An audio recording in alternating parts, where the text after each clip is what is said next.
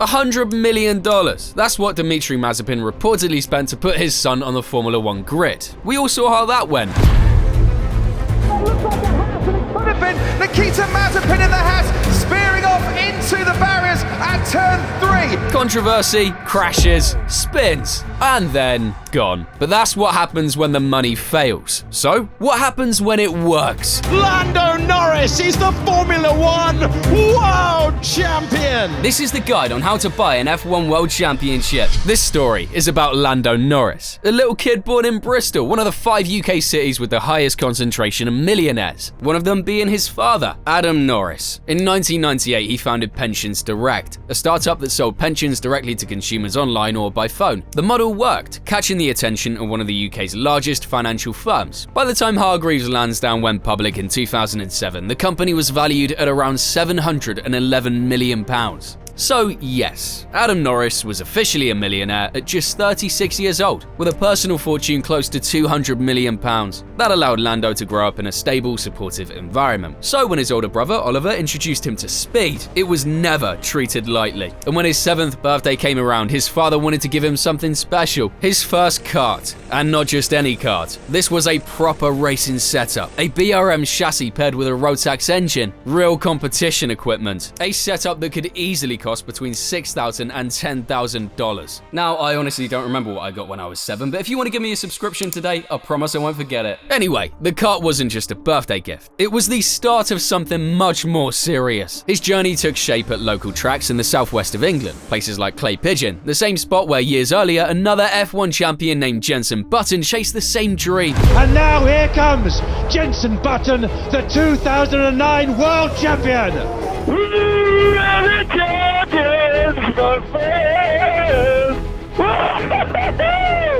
We are world champions! World champions! Woo!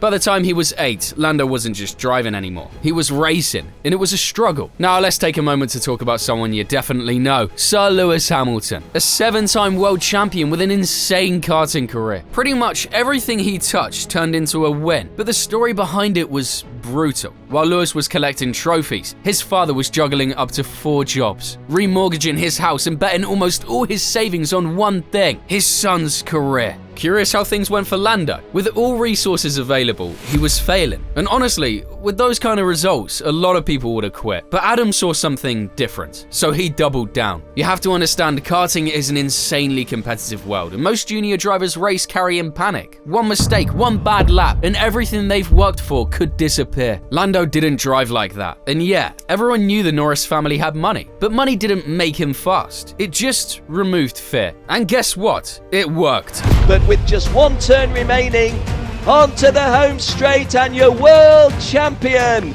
is Lando Norris. The youngest to ever do it. What a story. That title proved 2 things. First, Lando had world-class talent. And second, it showed who could afford to stay long enough for that talent to finally show. The path was completed. Now it was time to move to single-seaters. In 2015, the Brits stepped up to British F4 with Carlin, a team built on a simple rule. Drivers can arrive with back-in, sure, but once you're in, only results matter. And if you deliver, things move fast. In Lando's case, he didn't just compete. He dominated. 8 wins, 10 poles, and 14 podiums paved his way to win the championship. However, junior formulas aren't kind. They're fast, chaotic, and unforgiving. Granted, and a big accident,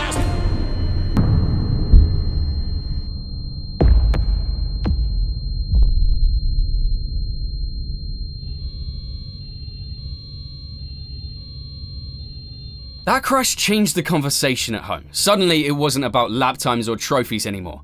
It was about one question. Is this really worth it? For many kids, the answer is no. But for Lando, there was nothing to worry about, because having the money meant he could destroy the car and completely pay for a new one like a pair of shoes, which meant he didn't have the pressure of giving results within a short amount of time. But let's be honest, not all of us have a millionaire father to bail us out when things get expensive. At least, I sure don't. So that's where today's sponsor, Cooper, comes in, to make sure you aren't throwing all your money out the window like Adam. Cooper is a free browser extension that steps in every time you're about to pay online. While you're staring at the checkout button, button, it's already scanning the entire internet for the best coupon codes and slapping the biggest discount on your order automatically. No scrolling, no searching, no "does this code even work" energy, just instant savings. And it runs on basically anything with a screen. Chrome, Firefox, Edge, Safari, Opera, desktop or mobile. We're talking 6 million people using it weekly on desktop and another 3 million on mobile because it just works. What makes it so good? 3 things. Automatic coupon testing. Coupa finds and applies the best codes automatically at checkout and even offers a max saving guarantee if a better valid code is missed. Cashback rewards. Activate cashback before purchase and get money returned in as little as 3 to 15 days via PayPal, bank card, or gift card. Price comparison. As you browse,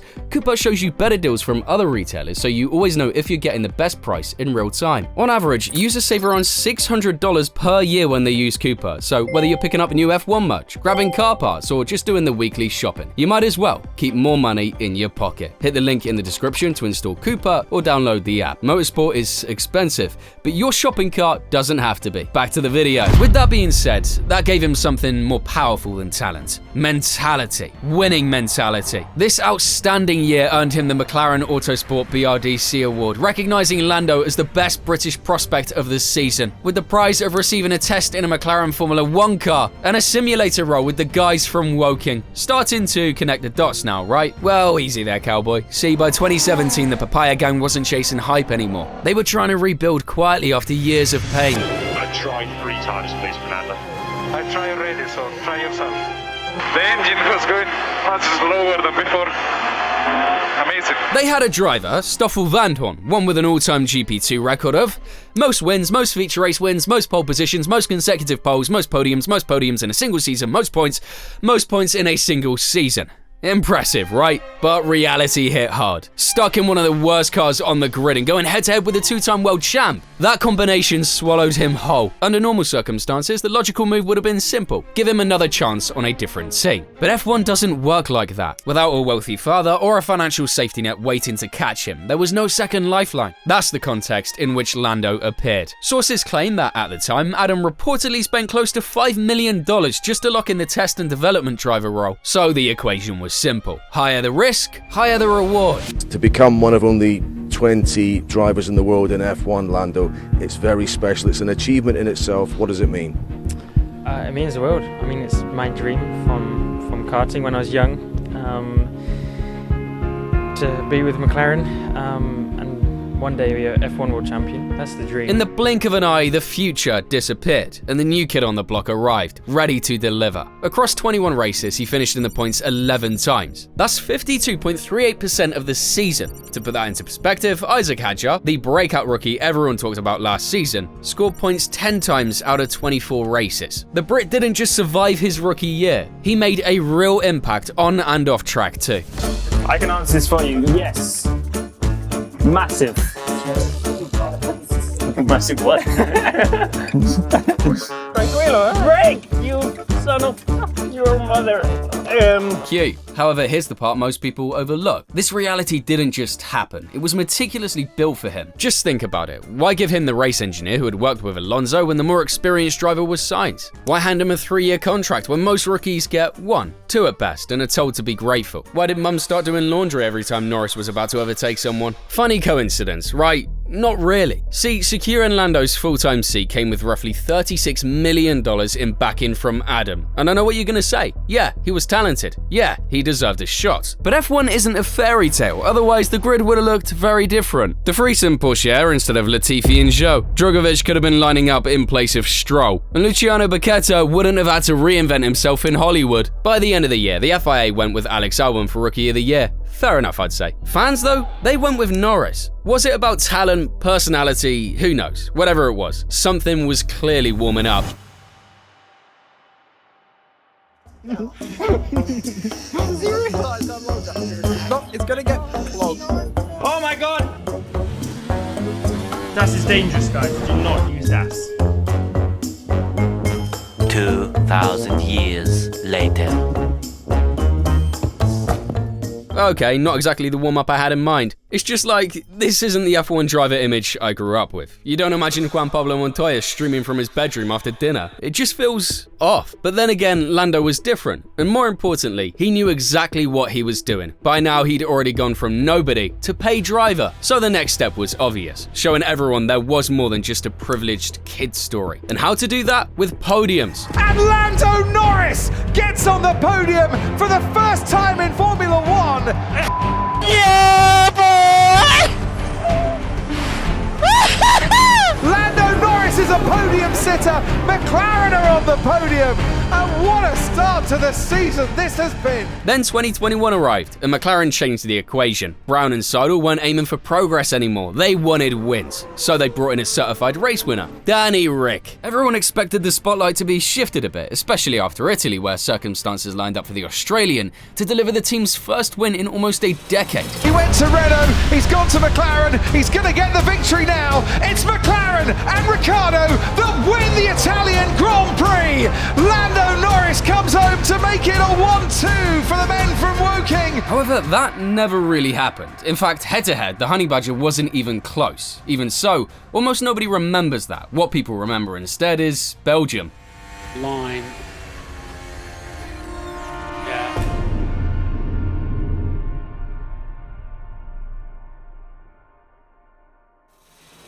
And Russia. And Hamilton takes the lead of the race as Lando Norris slides off. We finished P7. How are you feeling right now? Not that happy. I could have won the race and I didn't, so I'm never going to be happy like this. This was a lesson, the kind you hate living through but need in order to be the best. Just think about it. Lando was getting better. The team was getting better. It felt like the perfect time to jump on the trainer hype, or at least that's what we thought. For many teams, the arrival of new regulations was complicated. They were supposed to help the best drivers shine. Instead, they ended up enabling the dominance of just one. Max Verstappen wins! From the Brits' perspective, beyond a lone podium at Imola, his season felt flat, spending most of the season fighting just to get into the points, rather than fighting for podiums. Despite all of that, he dragged that car to P5. Best of the rest. And yeah, when you're responsible for nearly 80% of the team's points across an entire season, it's fair to say he carried that result. McLaren got comfortable and others ate their slice, which meant changes were coming, just not the kind anyone was ready for. We've got Andreas Seidel here. McLaren's team boss really turned around their fortunes in the last 4 or 5 years. He is moving to Alfa Romeo. This changed everything. The man responsible for building a company from ashes was leaving, and with that, the team collapsed. This is where the journalists started poking and asking, how do you prove that you're the best when you're driving the worst car? Easy. Cash. Wait, I know exactly what you're thinking. Joe, what the hell is that? Well, it's Pure Electric. Another Adam Norris company, of course. With funds coming in, new upgrades were developed. The car came to life, and suddenly, podiums weren't rare anymore. It was genuine progress. Even 2024 started the same way, with podiums everywhere, like proof that something should happen eventually. Until we noticed something. Let me tell you some names. Patrick Depailler, Jean Alesi, Mika Häkkinen. They all had shared the same curse. Most podiums in Formula One history without a win. And after China, Lando joined that list. Some started calling him overhyped. Others created the Lando no-wins meme. Frustrating, of course, since that was his reality. He wasn't slow, inconsistent, or cracking under pressure. He was doing everything right, except the part where you actually win a race. However, things were about to change. From the moment the lights went out, the expectations for the Brit were low. Starting in the third row, it seemed like it was about to be an average race weekend. Just clean laps and quiet confidence. Classic Lando. Into the pits comes Oscar Piastri, into the pits comes Carlos Sainz. Lando Norris takes over the lead of the race. On lap 28, a wild safety car appeared, and normally that's where things get messy. But this time, everything lined up. The timing was perfect.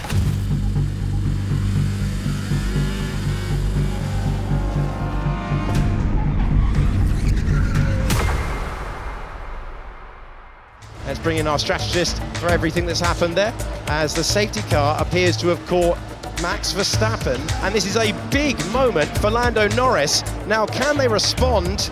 I confirm we are boxed this one. Yeah, I confirm. Now, Norris this time does come in to the pits. Goes on to the hard tyres, and Lando Norris is going to venture back out onto the racetrack as the race leader. Suddenly, Norris found himself properly leading the race, not temporarily, not on paper. And here's the important part. He managed it. Lap after lap of control, the car looked planted. So just to reassure him that it's just a normal race, you happen to be leading, Lando, but it's just a normal race. Lando drove like someone who had been rehearsing this moment in his head for years, because he probably had. And then, it finally happened.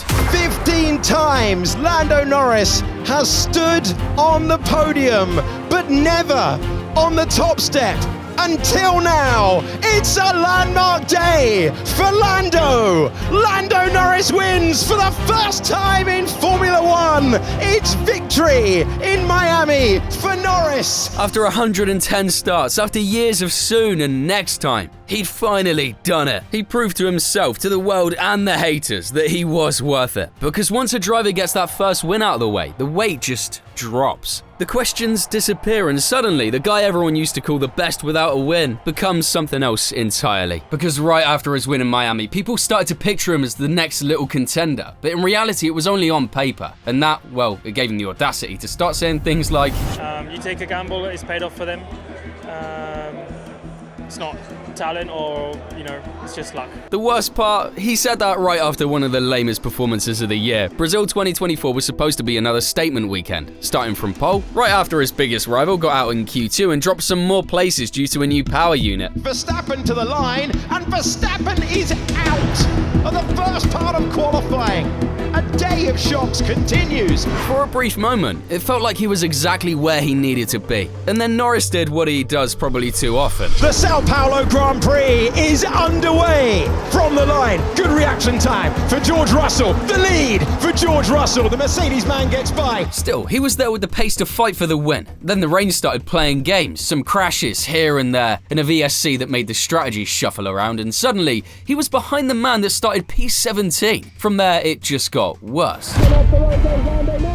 Lando Norris, can he stay ahead of George Russell? They go into turn number 5, a moment of massive consequence, and who's going to get the inside line into the high-speed corner? Norris has to back out of it. Just enough to lose control, run off track, and handbag positions. For Max Verstappen, who finds himself taking the lead as Lando Norris has gone off the road. The championship pendulum swings in one corner. The kind of error that doesn't end your race, but it absolutely kills your momentum. After that, he never really recovered, which of course results in tons of hate and one little reminder, winning a few races is nice, but now the sport starts asking about championships. 2025 was a year of change. New pope, some new faces on the grid, and after years of the same Dutch script playing out, you could feel it, like the sport itself was getting restless. Let's recap from the very beginning. Norris weathers the storm. The British driver sees the checkered flag first. Lando Norris wins the Australian Grand Prix. It started just right. Australia went his way, and for a moment it felt like, okay, this might finally be it. Finally, a strong result by McLaren from the start, until reality kicked its door down. China, Bahrain, Saudi Arabia, a harsh reminder that there were better drivers out there, and making his dream come true wouldn't be easy. The championship lead started slipping away, straight into Piastri's hands. Oh, and the worst part, none of this happened quietly. Verstappen was also there every weekend, turning every weakness into a spotlight moment, basically getting the most out of his not that good car. For a moment, people were scratching Lando as if he wasn't in the fight anymore. So, of course, he didn't look like he was enjoying himself anymore. Then Saturdays improved. Decisions got cleaner and suddenly the results showed up. First, Monaco, a kid's dream came true.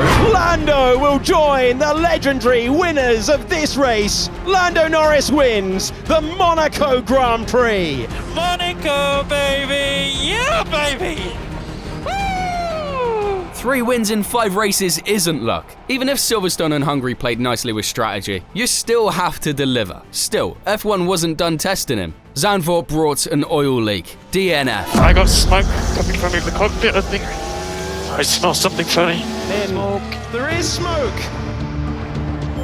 Lando Norris is retiring from the Dutch Grand Prix. A huge moment in the World Championship. That is a huge moment in the destiny of the World Championship in 2025. Baku, another missed chance. Lando Norris takes 6 points away from his nearest rival, Oscar Piastri. Then Brazil came and went, solid points, no drama. Lando Norris completes a perfect weekend, fast as in practice. Sprint pole, sprint victory, Grand Prix pole, and the Grand Prix win. Lando Norris wins the Sao Paulo Grand Prix. And with that, we go to Vegas. And what happens in Vegas stays in Vegas, right? Wrong. Double disqualification for plank wear. And just like that, the door reopened for Max. Still, the response mattered more than the setback. And that's how we arrived in Abu Dhabi with a three-way title fight, with the title hanging by a thread and every scenario calculator already burned into everyone's brain. One mistake here and the whole year becomes a what-if video. We meet again in Abu Dhabi for an F1 title decider. Tonight, you're about to witness a driver have the greatest day of their career. For Oscar Piastri, this is the chance to be his nation's third world champion. For Max Verstappen, victory would complete the greatest comeback in the history of Formula One. And for Lando Norris, he is the man to beat, but he's second on the grid. Only one can triumph. After lights out, the early laps were clean. The title decider in 2025 is underway. Max Verstappen chops across Lando Norris as they were into the first turn. He stayed where he needed to be, because this wasn't about looking cool and trying to be the hero in turn one. This was about surviving, doing just enough to take the glory. Can he go the long way round? This would be audacious! That is absolutely unbelievable! Still fighting for this title! Oscar Piastri up to second! Lando drove with the kind of calm energy that only exists when someone's doing everything they can to not think about what's at stake. P3 almost all the race. And Norris used the slipstream and get ahead. Tsunoda, nearly off the road there. Lando Norris, decisive move to the inside. Tsunoda thinks about the lunge, but there's nothing he can do. And for all the talk of tactics, first chance for Lando Norris offered up, first chance taken, and he's back in P3, which he needs to become the champion. And lap by lap, he delivered, until that glorious checkered flag. And after 24 rounds, Lando Norris is the Formula One World Champion! Norris wins the title in 2025. And when the radio finally arrived on TV... Lando, this is Zach from McLaren. Is this the World Champion hotline? You did it! You did it! Awesome! My God, Zach, what a lame radio message for a champion. But forgetting the cringe McLaren CEO radio message, we heard the Somerset kid's voice shaking, realizing it was done. Champion by 2 points. After the mistakes, the doubts, the investment, Lando defeated Verstappen. So how much does it cost to win an F1 World Championship? Well, if you add up the roughly $3 million spent in karting, F4, F3, and F2, plus another $5 million to secure the test and development role, and then $36 million to lock in the full-time seat, the answer comes out to about $44 million.